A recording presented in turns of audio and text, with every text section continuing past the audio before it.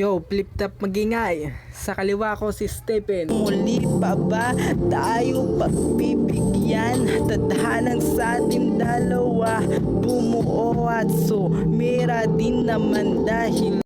At sa kanan ko naman si Kare. Kung inaakala mong madali ha, pare mali. Marami kang pait na pagdadaanan para malampasan mo yun. Kailangan sariling kakayahan, wag mong limit. Yo, basta single, pangit.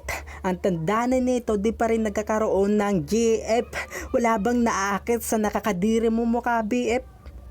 Best friend kita kaya naaawa ko sa'yo ni Rito. Kung sa'yo si Julin kaso putya namimili pa to. Kunti na lang ang populasyon dahil sa COVID tapos yung ibang nakaligtas di nakatakas sa lubid. Stress depressed tapos gusto mo maganda pa? Bakit? Gwapo ka? Ha? Walang sino masumubok sa kanya.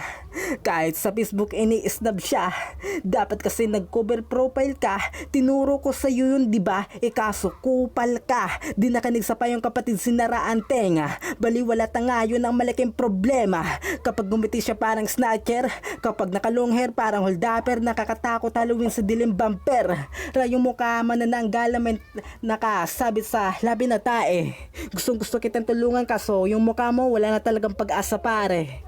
Yo, nagkaroon na ako ng girlfriend kaso maagang namulat sa realidad gamit ang asinatawyo na sugat ang utak kong magpersige. Sa buhay ko na busy, babaero ako, totoo yan.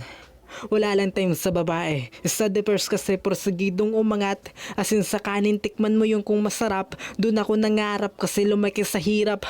Natutunan ko ang mahirap ay mahirap. Nabubuhay sa kalagayang ayoko. Paano ako magiging kontento kung may kulang? Yung pa ako minsan na lang nakatungtong sa taas kaso dun pa sa hagdan. Manatili sa baba, sorry pero di ko balak yan. May mga nagiging batang ama at ina. Tanungin mo sila kung yun ay gusto ba nila. Ganun kasi minadali ang panahon na di pa dapat. Magulang na nariyan inawat kaso di nagpaawat. Apurado. Yo, napakasig ng labanan na yun ah. Kung sino nanalo ko yun na lang bumuto kasi kayong horado.